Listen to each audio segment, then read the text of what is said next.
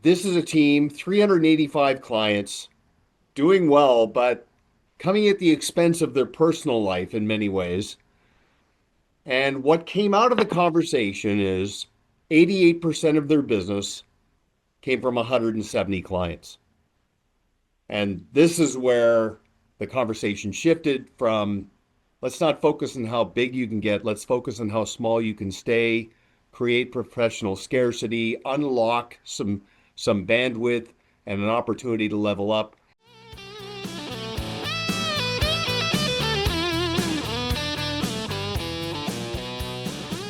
Welcome to Advisor Talk with Frank LaRosa, brought to you by Elite Consulting Partners. It's the only podcast offering unfiltered guidance and the direct advice for all things concerning financial advisors, RIAs, and the practitioners in the wealth management business.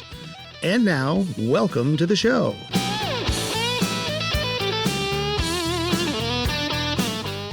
Hey everybody, welcome to Advisor Talk with Frank LaRosa. I'm your host, Frank LaRosa, and today I have a very special guest. I'm excited because you all know that I talk about running a business and different things that make you efficient as a financial advisor. So today I have Duncan MacPherson on, who's the founder and CEO of Pareto Systems, which many people have heard the word Pareto. We're going to get into that a little bit today, but Duncan, welcome to the show. Frank, great to see you. Thanks for having me on. And I just have to say, I love all the work that you're doing for the industry, your business model, and the impact that you're having. So thanks for that. Awesome, I appreciate it. Well, I'm hoping that today's show we can make an impact on some financial advisors that are listening, and hopefully both impact them professionally and personally. So as we get into the show, maybe just give the audience a little bit of background of who you are and sort of where you've come from, and then we'll get into this term I think everybody's heard of, the Pareto Principle. But with my experience and interaction with advisors every single day, all the year long, moving them from one firm to another, helping them with their business, many of them have heard the term Pareto Principle, but I don't think that they truly understand what it really means and how to implement it and the impact it has on their personal life and their professional life. So let me just start with your background. Yeah, so I'm the proverbial 30-year overnight success story. I started in this business accidentally. I had some friends who were financial advisors, and I had a background in marketing and business development. I gave my friends a couple of ideas. It started to catch in my marketing business. I did have some clients who were in the financial services business. I became interested in that.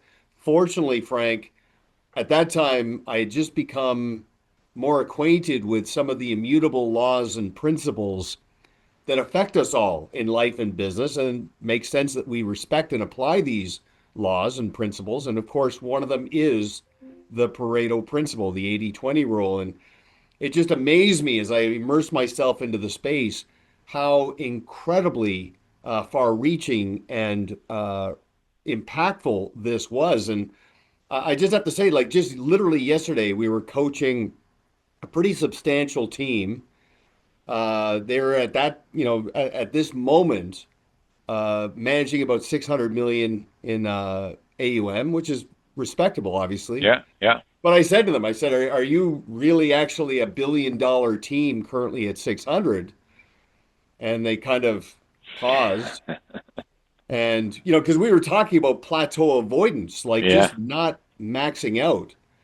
And long story short, this is a team, 385 clients, doing well, but coming at the expense of their personal life in many ways. And what came out of the conversation is 88% of their business came from 170 clients. And this is where the conversation shifted from let's not focus on how big you can get, let's focus on how small you can stay, create professional scarcity, unlock some bandwidth and an opportunity to level up. And so again, that comes out of these laws and principles. But today, long story short, Frank, we have a coaching and consulting process for financial professionals. It's rooted in a philosophy of stewardship, not salesmanship, but also adhering to these laws and principles and best practices, and it works pretty well. Yeah, I think that people understand that and they think, well, 80, okay, so it's 80/20 rule. I'll just, I'll do some client segmentation and that, that should work, right?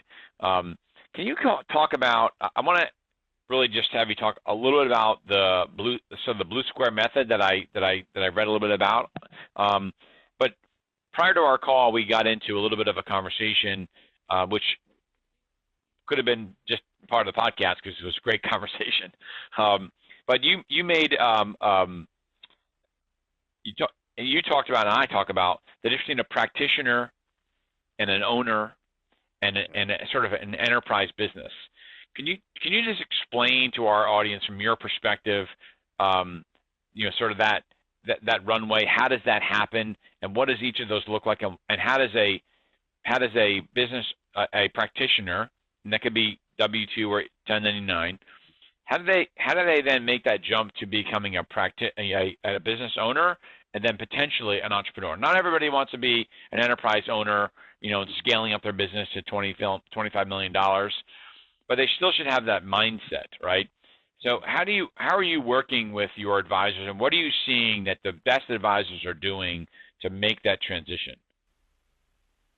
Well, first of all, it starts with a mindset that it's no longer a book of business, it's an actual business.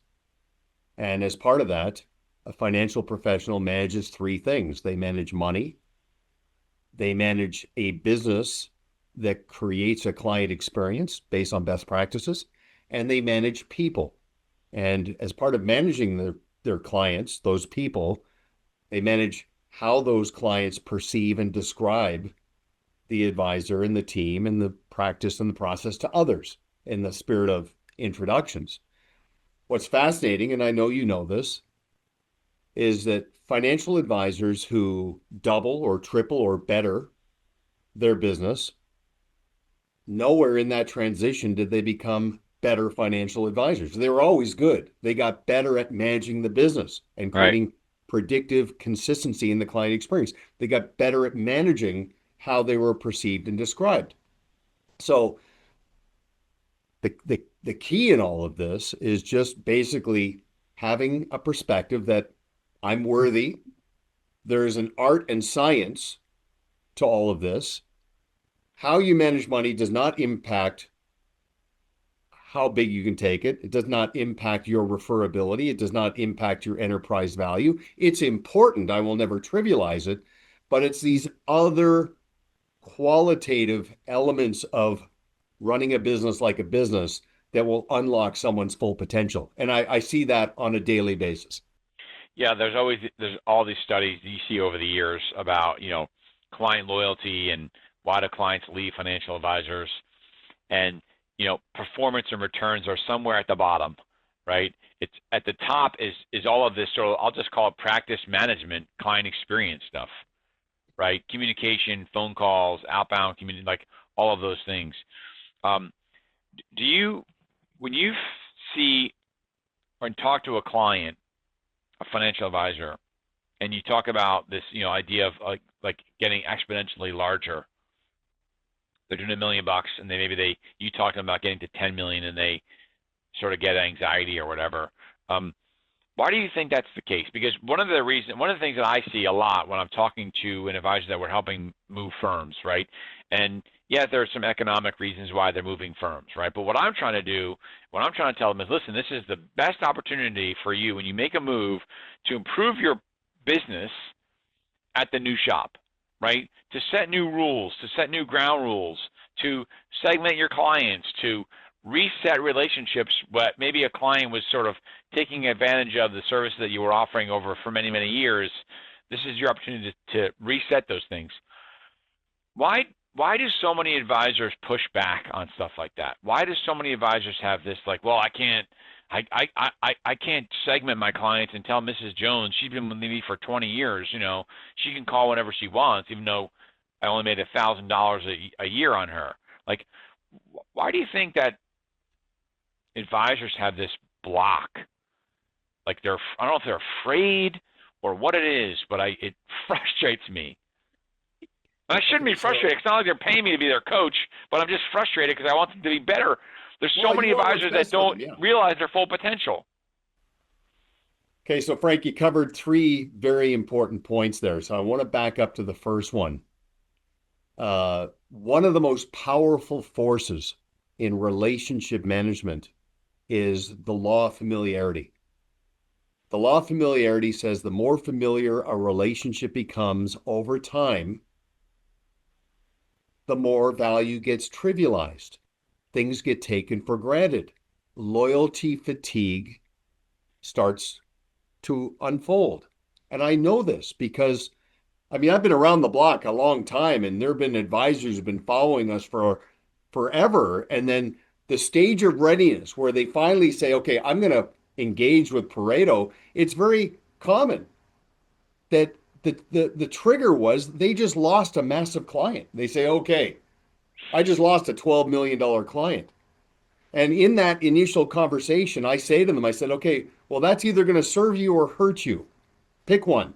And they say, I want it to serve me. And I say, so call them. Call the person who departed. Tell them you respect their decision. And then just ask them two questions. Number one, why did you leave? The most common response sounds like this: nothing personal. It was just time for a change. It wasn't your performance sucks. I don't Right. like the way you manage money. No. It was loyalty fatigue. Now, many issues are two or three questions deep. Second question: what is it that your new advisor proposed that prompted you to make this decision? Most common response sounds like this: well, it's kind of hard to put my finger on, but it just seems like they have this more all-encompassing approach. I mean, they do this, they do this, they do this. Every single thing they listed off the former advisor could have done, but they became their own best kept secret because they are understated. They don't toot their own horns. They rely on stewardship, and that's that loyalty fatigue. So park that for a second. Let's come to your next 2 points. First of all, I'll go to the third point actually, and then I'll bookend it and hit the big one. Yeah. It's a noble profession, managing somebody else's money and helping that client look to the future with anticipation instead of apprehension. It's a big responsibility. And because of that, there's a bit of weight, not just in the ambition of helping a client become financially independent, but not blowing it up. Risk management. And that risk management mindset seeps into the psyche of the advisor, where they start to develop limiting beliefs and they're self-sabotaging their full potential. So part of this is just helping somebody give themselves permission that they are worthy. They don't have to stay here. Okay? We want to honor what got you here, but just give yourself an opportunity to imagine what self-actualization and the best version of you looks like. And by the way, in the Blue Square Method, we talk extensively about purpose, balance, and your reason for being.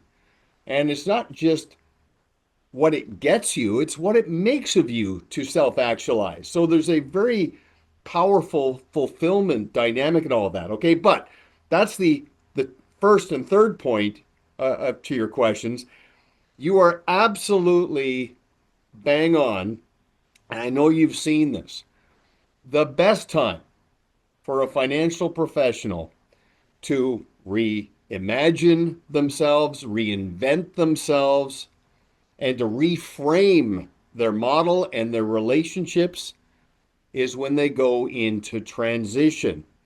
That team I was talking about with 385 clients, I said, maybe there's an opportunity for you, in order to grow further up market, to grow down. And, because they are open to the concept of a new environment. And I just simply said to them, you go into motion. There's certain people you don't need to invite. There are certain people that have been with you for a long time who will never become your ideal client. You can honor them just by accepting the fact that you're doing them a disservice by keeping them. Your C clients could be somebody else's A client.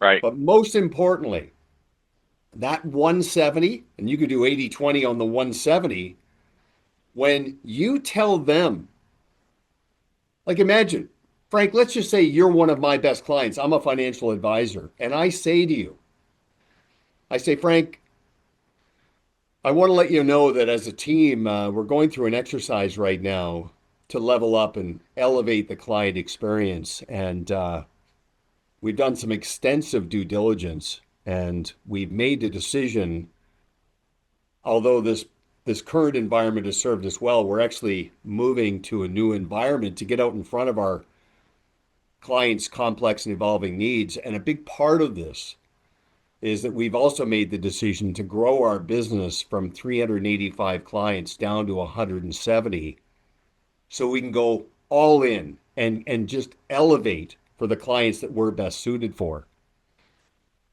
That positioning for the 170 activates professional contrast, rejuvenates their appreciation, and also activates professional scarcity, where then they now know who to introduce Right. to this team in the Yeah. future. So, covered a lot of ground there, but I wanted to hit on those three key points because they were very important. Yeah. Ironically, I always tell the story when I was young. I said I had a pamphlet of a book at the time, back in 97, 98. And I had this one client. I'll just say her name was Judith. Well, I won't use her name, but she was a nice, sweet older woman, and she would call me. And she had a couple $100,000 with me, but she would like bring like a AT&T stock certificate in, sell 50 shares, and then she'd complain about the commission I was charging her, and then then she would want to reissue a new certificate for the remaining shares, right? And this went on for a year or so, right? Um, and when I went from Prudential Securities to Smith Barney, I did exactly what you said, and that is I basically told her I was moving on, like almost like verbatim with what you said. This is what I'm doing, and da da da da. And they're going to give you to John at the old office. He's a great guy. He'll take care of you. Blah blah blah blah blah. And first she said okay. She was like, all right. She didn't understand what was going on. And then she somehow got my home number, and she called me that night, Friday night, at like 9 o'clock. And I can still remember the phone call, and I won't say their name, but I still remember the phone call. And she said, "Why can't I come with you?" And I said, "I'll just call her. I'll just say her name is Eileen. I'll just pretend, right? Eileen, I think it's been great having you, but my model is changing. I need to make sure I can focus on my clients and give them the very best service. Blah blah blah blah blah." And honestly, I don't think I'm doing the right thing by you because you come in. I'm not a stock trader. I don't do that. You're not going to be happy with me. Well, and she's like, "Well, what would it take for you to want to work with me?" I'm like, "Well, I've told you it's very dangerous for you to have all these stock certificates just sitting at your house, right? And I don't really know how much you have, but I have an idea because your husband had these things forever. Like her AT&T stock basis was like $1 or something like that."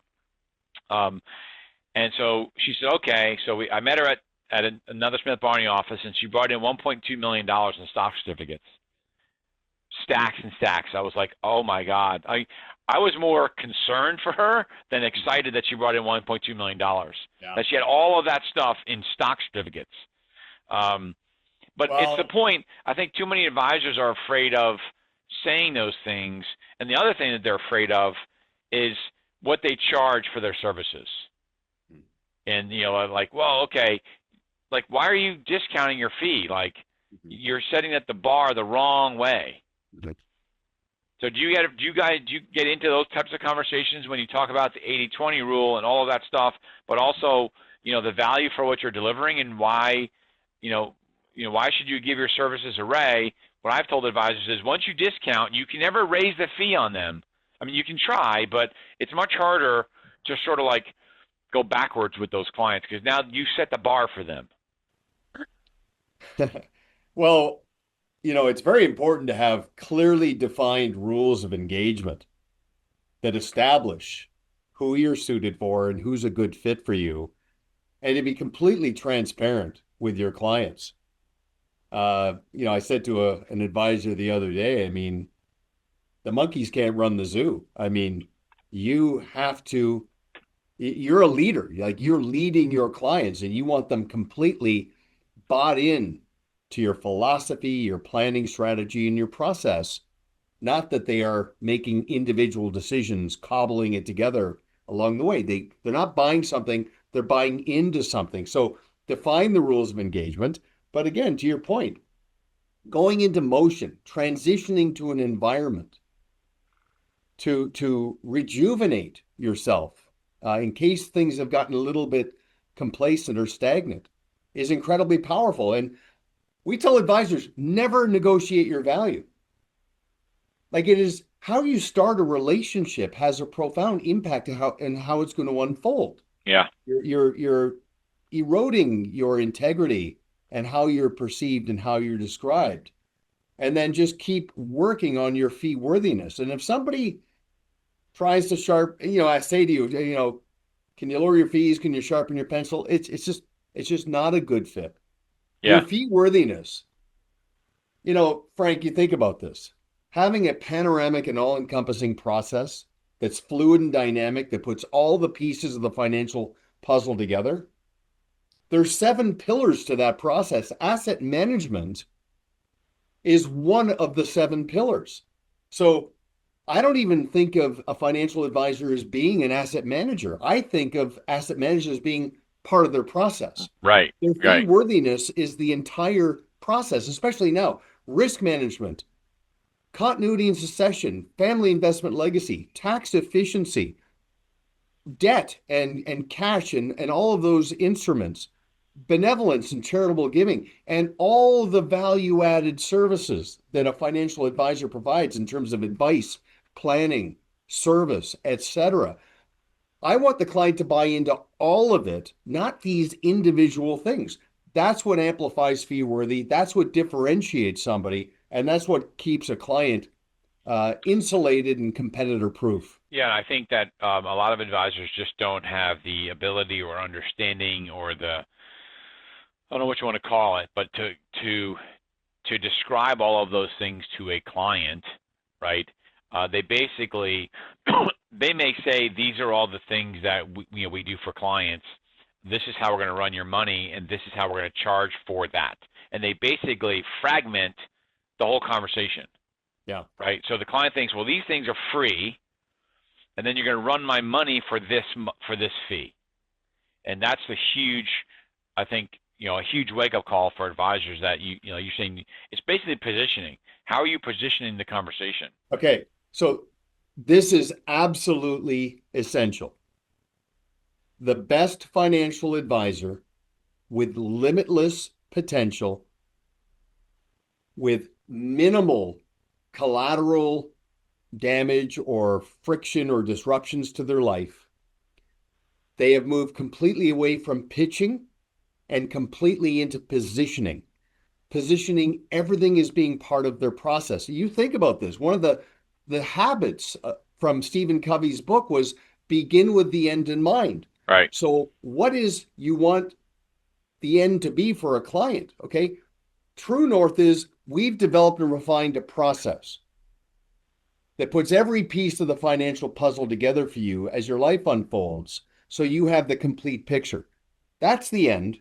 Now let's reverse engineer. Let's talk about all the pieces of that and the pillars that support that to give you the complete picture. You can't build a puzzle without the picture. So get the client to buy into the picture.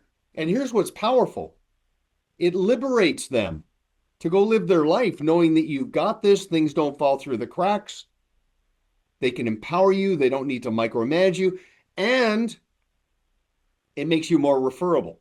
Because Frank, if I'm your client, you're my financial advisor, and I'm in a referable moment, you don't want me just telling my friend who just bared his soul to me that he's getting ready to leave his financial advisor. You don't want me to endorse you and say to my friend, yeah, call Frank. He's a great guy. I trust him.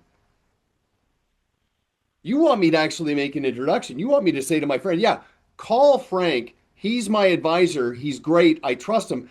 I got to tell you something. I've had other advisors in the past. I've never felt better about the path I'm on because he's got this process. You want me to put as much emphasis on your process and your practice as I do on you, the person, my persuasive impact. I get to the point where I have so much conviction, I feel I'm doing my friend a disservice by not introducing them to you. That's what advocacy is. That's how you convert clients who endorse into advocates that actually introduce. And again, fee worthiness, referability, all of the things that help an advisor level up are not solely based on their technical ability or core competency of an advisor. How they manage money. It's important, but there's so much more that goes into that. And that's where obviously coaching and having an accountability partner to Yeah. respectfully nag you into the deployment of this, where it can all come to life. So if you take that train of thought, what popped in my head when that whole conversation, to me, on the business side, led to, and what all of that's going to mean is an increased valuation for your business, right? If they understand that they're coming to you not because of you individually, because you know how to run money, but you have a process, your team has a process that's built on longevity.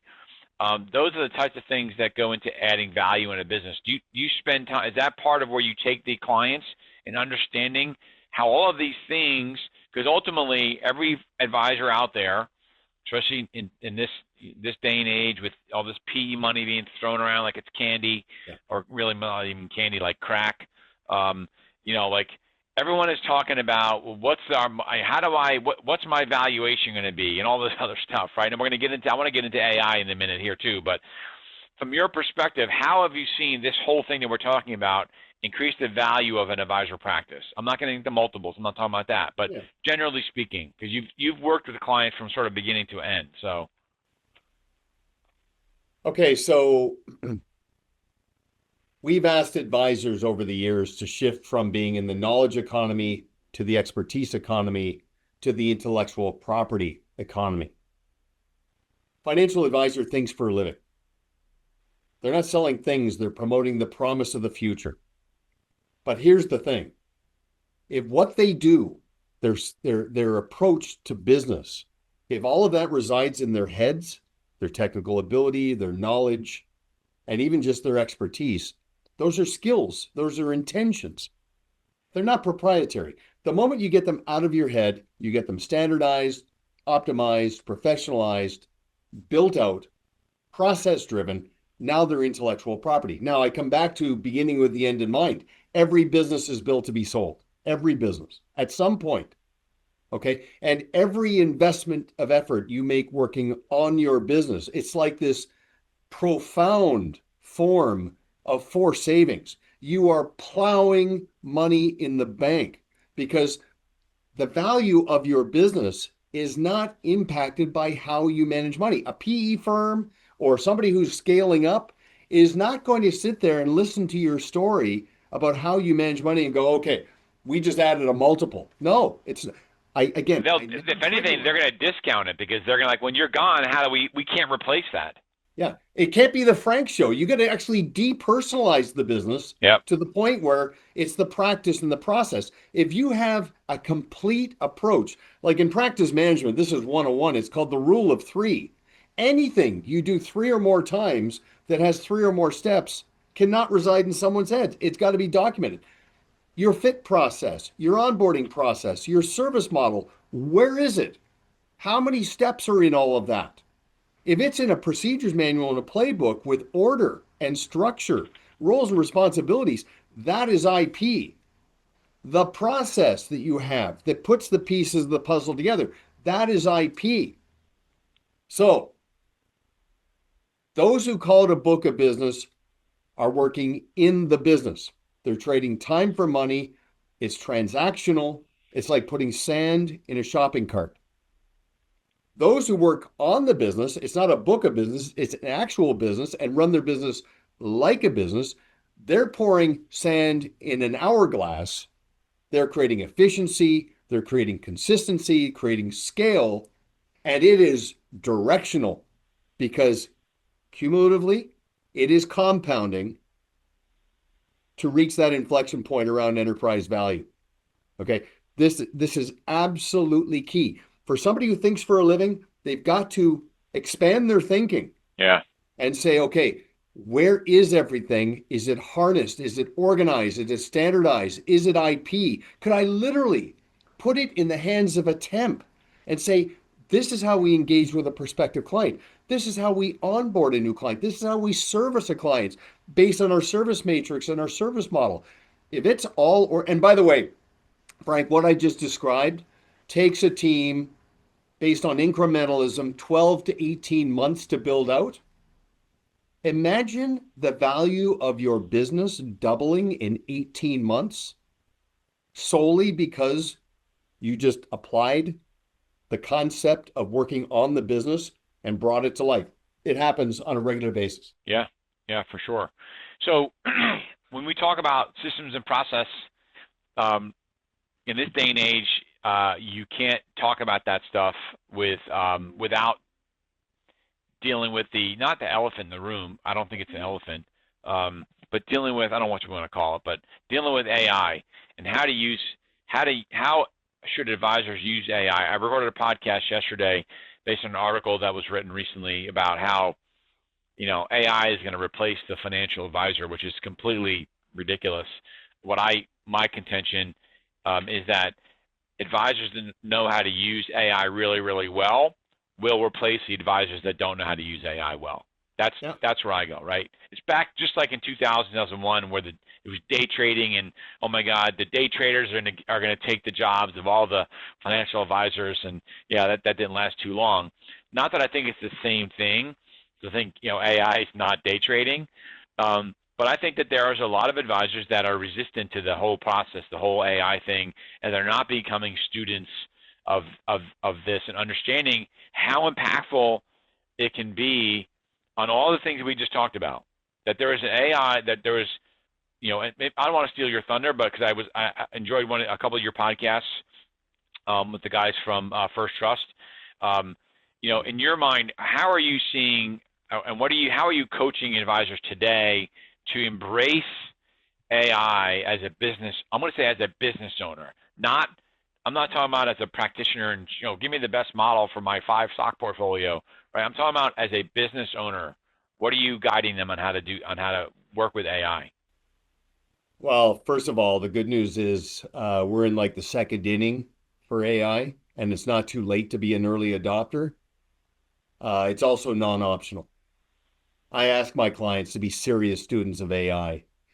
And I will tell you, Frank, I do believe it will eliminate some financial advisors who are locked in the status quo and they are fixated solely on their technical ability. Mm-hmm. For the enlightened advisor, it will not eliminate them. It will liberate them to do what they get paid to do and what they actually enjoy doing, because it will help them accelerate the deployment of building out their IP and amplifying their fee worthiness.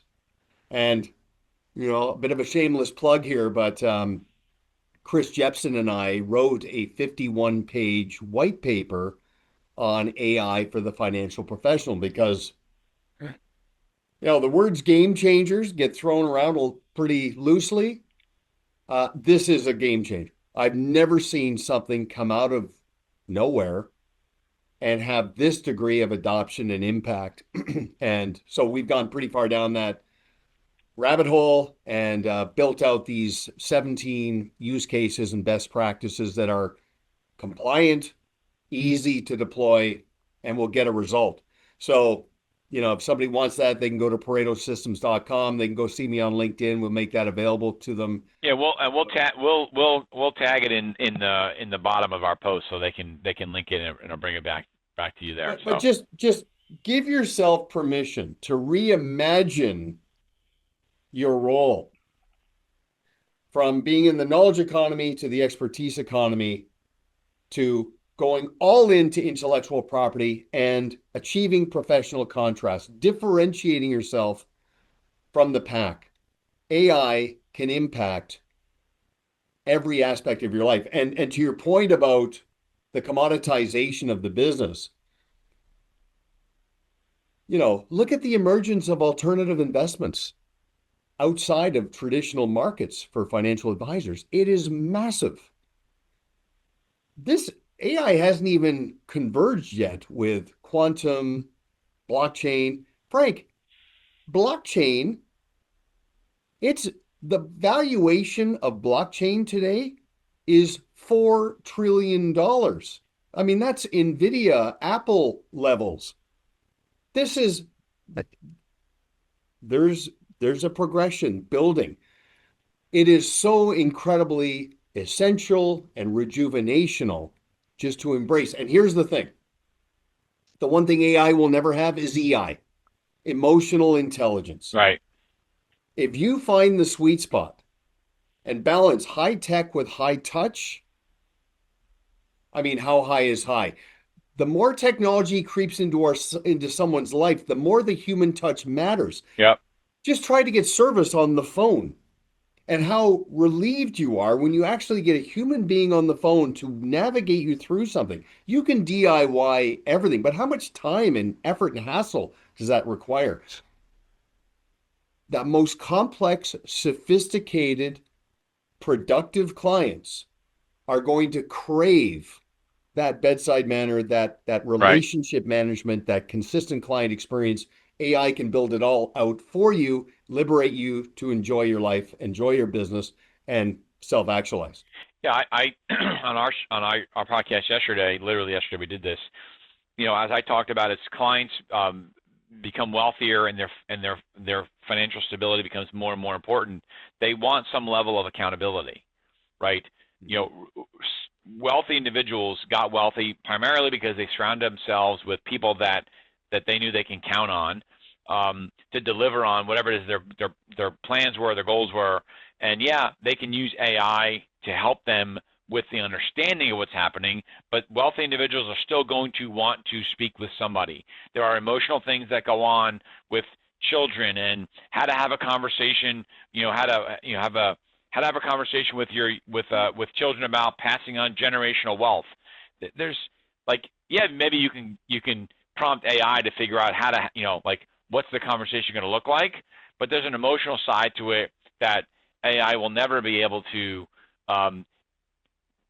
teach a client or consult with a client on how to have that conversation. And that's where I think I do agree that I think there are going to be some advisors that will find themselves without a seat at the table because all they want to do is talk about investment management and how their portfolio and their trade and they're a great trader and all that. I think those people are short-lived.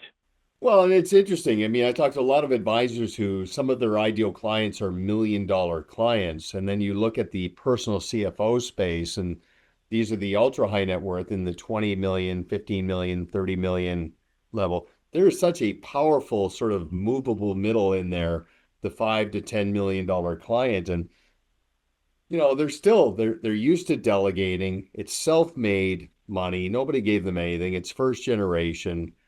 And they still have ambitions. They're still hoping to track in this direction. But in the meantime, they crave the human touch. Okay, there's an old saying, we are what we lack. And what is lacking? It's what is the unmet need?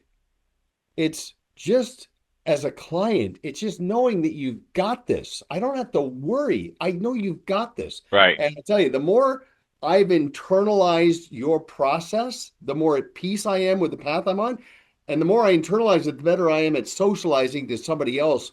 Because based on the law of environment, I tend to hang out with, live near, work with, and refer people pretty much like myself, people who trust me. If I can articulate your value as a financial advisor with persuasive impact, this person's going to want to talk to you. Awesome. Hey, listen. In the interest of time, I want to just sort of wrap this up in a nice little bow because there's a lot here. Clearly, this is a hot topic, right? This is one of the things that I was saying to you before the call. Like when we work with an advisor and we transition them from one firm to another, I spend maybe more than others.